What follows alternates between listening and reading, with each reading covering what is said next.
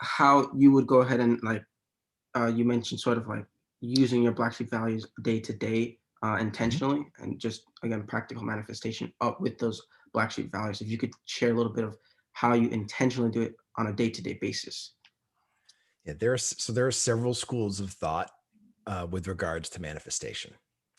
There are some who believe that you can just put things out, put Hmm. these vibrations out into the world, and I want my Lamborghini, I want my mansion, I want my and good on them. That is not my approach. Hmm. I can't convince myself. It would take me an enormous amount of energy to get me to believe that that works. Hmm. Um, I don't believe in a prosperity gospel of any kind like that.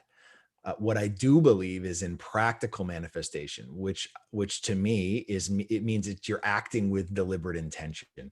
So rather than discovering these things that are your non-negotiable values and hoping that they have an opportunity to appear somewhere in your life, that is still winging it.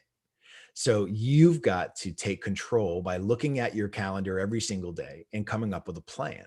So if you looked at my calendar, you would not just see times and appointments and names. You would see my black sheep written into each appointment time as to which ones I am going to manifest during that conversation.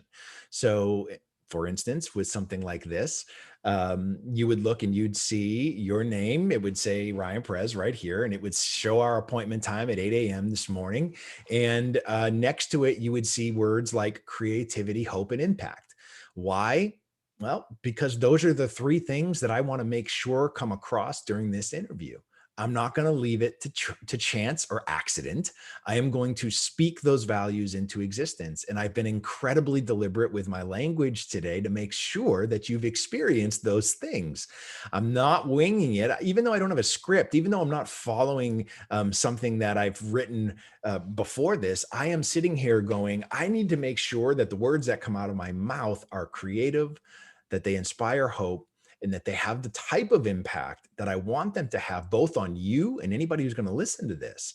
And so I promise you, when we finish this interview, the last thing you're going to hear out of my mouth is going to be something incredibly hopeful, because I'm being incredibly deliberate with my intention to make sure that that is the case.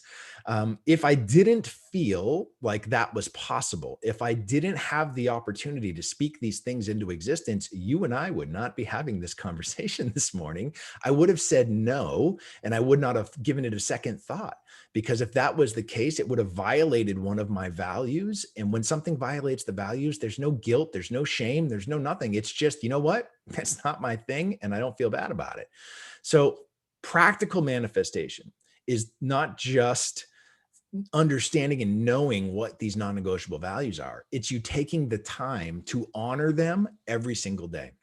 And this is, let me tell you the sort of the an incredible story that will hopefully get you to understand why this is so important. So, I wrote the book. The book it comes out. We have this launch party where before the book comes out, I have a launch group of 40 people that I run through a 5-week group coaching program to get them to discover their black sheep, prove they're real, speak them into existence, everything that you've heard from me today. Um, During the process, one of my students um, comes to me and says, "Hey, did you know that sheep recognize the voice of their shepherd?" And I'm like, "Oh, don't tell me that. Don't tell me that, because it's going to piss me off. Because if that's true, it should be in the book, and it's not in the book." And so I do some research, and what I find out is that it's actually partially true. So the truth is, sheep recognize the voice of the person that feeds them, but sheep have short-term memory. So what does that mean? The reason that I want you to feed these black sheep values every single day is so that when you need them, when you call on them, they recognize your voice and they are there for you. That's why we do it every day. You can't come to me and go, "Hey man, I had a great day today. I fed four of my 5 black sheep." I'm going to say, "That's a shit day."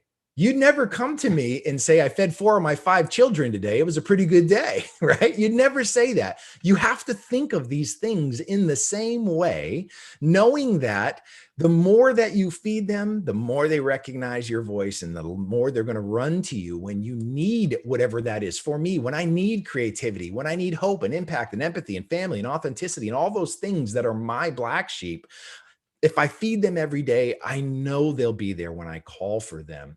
Here's the challenge, and here's why I told you this is something you have to be aware of because you're conditioned to care for other people's sheep. If you are caring for someone else's sheep and you call out, guess who else shows up looking for food? It's all these other people's sheep because they recognize your voice Mhm. and they want food. And it's a distraction from you honoring the things that matter the most to you.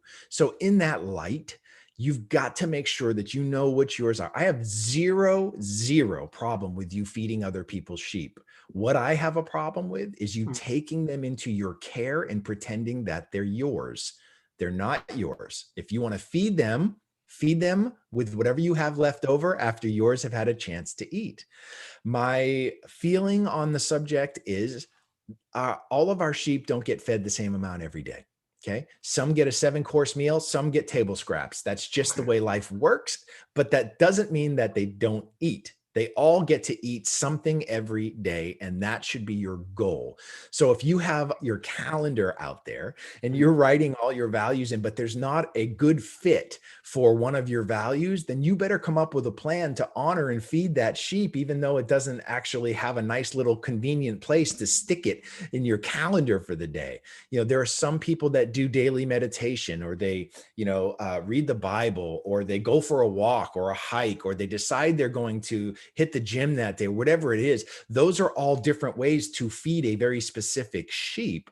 And so if your calendar doesn't allow for all of them to be fed, you have to come up with a plan to make sure they get some sort of food that day, even if it's a 5-minute whatever, that is still enough to keep them engaged. And that's the goal.